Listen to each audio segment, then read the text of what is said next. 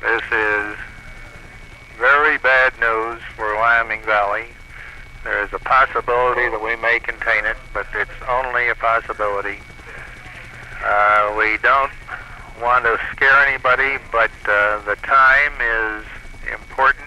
We can only be sure now that we have until sometime between 8 o'clock and 9 o'clock.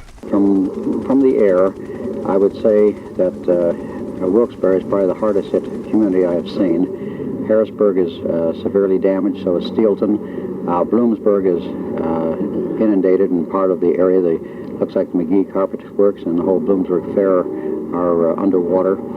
The damage is so widespread that it's very hard to say, well, one community is worse than another, because if you happen to live in a community and your home is destroyed, well, that's the worst damage that you could possibly sustain. But from the air, it looks like the damage in Wilkes-Barre is much more widespread than anywhere else. The water was 3 feet deep on the first floor, and that would be about 13 feet above street level.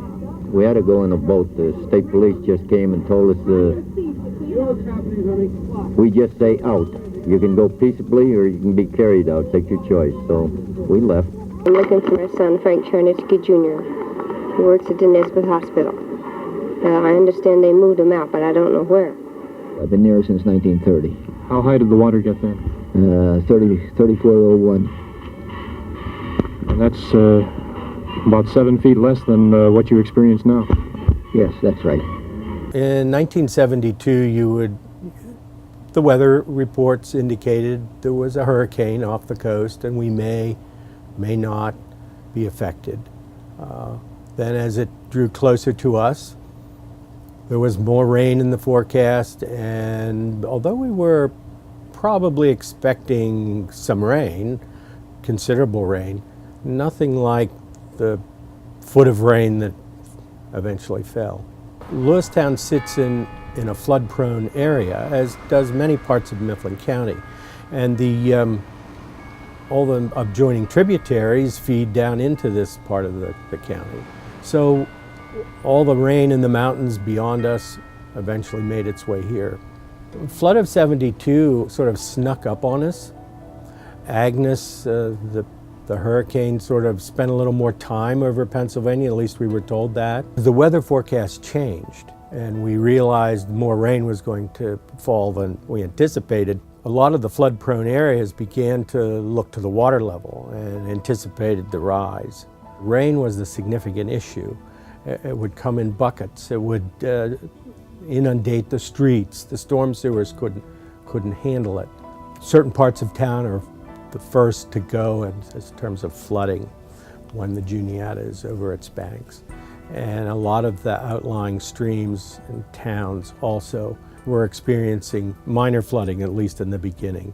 But the water was continually rising, and through midnight of June 23rd, the water began to rise considerably, maybe a foot an hour here in town. Floods come quick. So we had about a month, it seemed like, of rain every single day. And there had been a flood in 1936 that was devastating. That was as devastating as the flood of '72. And there were some people who remembered that. All day long, people who worked in the store were starting to say, hey, I'm going home. I've got a couple friends coming with trucks. We're getting our valuables out of the house. And I just laughed it off, because I'm listening to the radio and they're saying it's going to crest at 7 p.m. below the flood stage.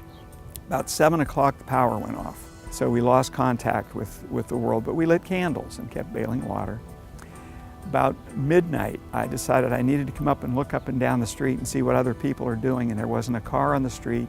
There were no street lights burning. So I went to the back door, and when I opened the back door, the water came gushing in and started filling the basement. I think the scariest part was the fact that when you looked out over the crest, homes and churches and parking lots were gone. I mean, we're underwater. We're somewhere far beyond your ability to see them.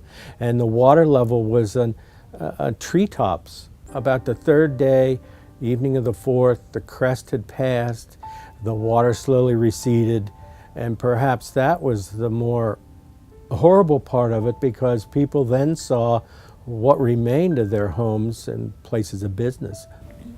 In many areas you couldn't access water. Stores were closed.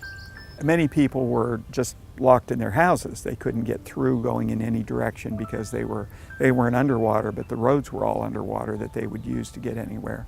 People weren't going to work because obviously the industries were closed. Everybody was starting to get real nervous about what this would do to the economy. Our biggest industries were underwater. One that employed 3,500 people, totally underwater. Mud was everywhere. It was a gooey, sticky, horrible mess to try to scrape inches and feet of mud out of homes and property.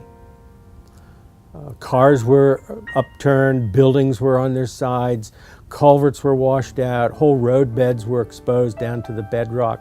It was a devastatingly shocking scene in many parts of the county. Those that were in the flood's path, it was quite a shock to see them.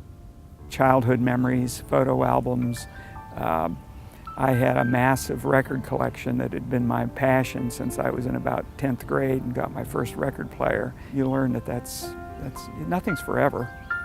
And it's kind of cool to go through life and not get all wrapped up and worried about whether you have the car that everybody else wants, or whether you live in the sweetest house in town, or have the country estate or the swimming pool. I mean, you have what you have, and if it goes away, you can have something else. And you can make it happy if you're happy.